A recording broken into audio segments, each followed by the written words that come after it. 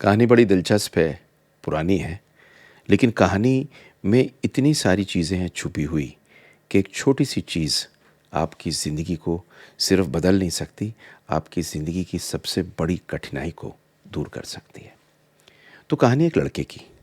लड़का गाँव में पढ़ता था, बड़ा हो गया, बड़ा होने के बाद में अपने पिताजी से बोला कि यहाँ पर गाँव में कुछ नहीं है, मैं विदेश जाना चाहता हूँ।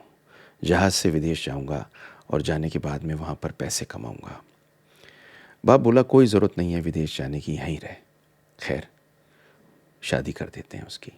शादी करने के बाद में गाँव में एक फाँके से में रहा करते थे। मेहनत करता था लेकिन कुछ कमा नहीं पाता था। घर अपना बड़ा बनाना चाहता था, दिल की तमन्ना थी।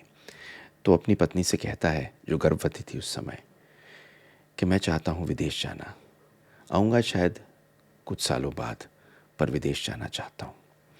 पैसे कमा के लाऊंगा, उसी में तुम्हारी तरक्की भी होगी और अब तो तुम्हारे पेट में बच्चा है, उसकी भी तो देखभाल करनी है। पत्नी कहती, स्वामी जो आपका मन हो वो करिए, आप जो भी कर रहे हैं हमारे लिए ही तो कर रहे हैं।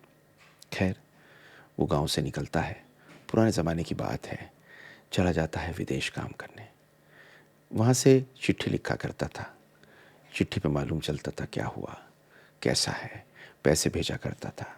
घर का मकान पक्का हो गया, उसके माँ बाप बूढ़े हो गए, पत्नी उनकी देखभाल कर रही थी, सब कुछ चल रहा था। खैर, करीब करीब 16-17 साल बाद ये आदमी अपने घर लौटना चाहता है, बहुत खुश था।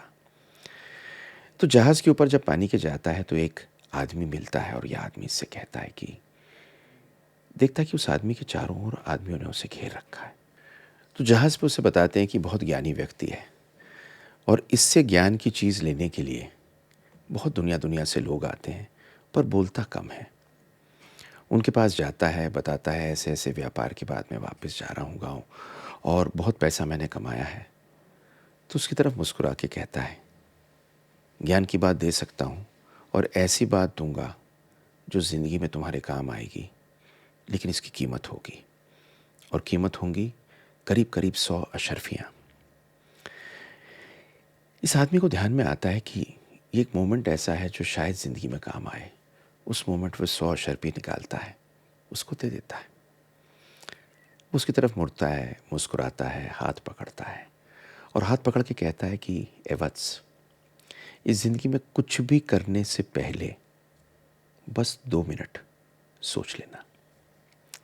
आदमी सोचता है कि 100 अशर्फी ले ली इसने एक सिंपल से सेंटेंस के लिए, और लोग इसे अंतर्यामी कहते हैं, और इनके फ्यूचर को देख लेता है और सिर्फ 2 मिनट की बात की 100 अशर्फी। बोला इसके ऊपर नहीं दूंगा, इतना ही बहुत है। कह के गाँव चला जाता है।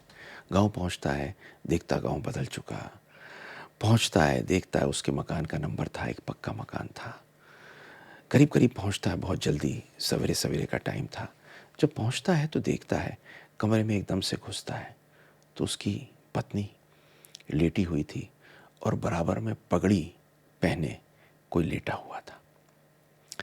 देखता है, बहुत गुस्सा आता है, मन करता है उसे जान से मार दूं। मैं चला गया, इसका मतलब क्या मेरी पत्नी किसी और के साथ सोएगी? ये एक्सेप्टेबल नहीं है।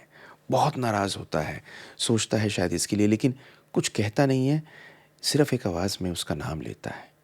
वो उठती है और इस बीच में जब आ रहा था तो उसके पास में एक चाकू भी था, जिस चाकू को वो लेके आया था सिर्फ इसलिए कि रास्ते में कोई डाकू उसे लूट ना पाए। उसके मन में आता है इस खंजर को उस आदमी में उतार दूं।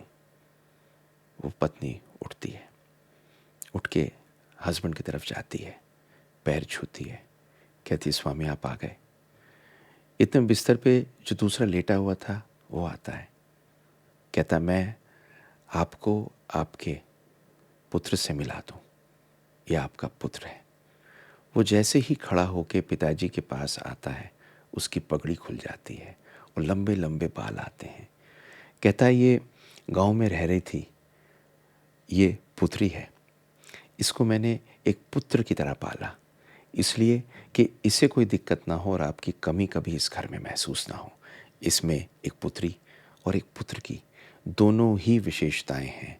कमाल है ये, सब कुछ मैनेज करती है। वो आदमी 2 मिनट के लिए रुकता है, सोचता है, कहता अगर वो 100 अशर्फी नहीं गई होती तो आज पता नहीं क्या होता, मेरी ज़िंदगी ज़िंदगी नहीं होती। इतनी खूबसूरत कहानी की बड़ी गहरी कहानी ये है कि किसी भी चीज़ को करने से पहले 2 मिनट सोच लेना ज़रूरी है। अगर आपको ये कहानी अच्छी लगी, लाइक शेयर सब्सक्राइब कर दीजिए, क्योंकि ना जाने किसके पास ये कहानी पहुँचे और कितने काम की हो।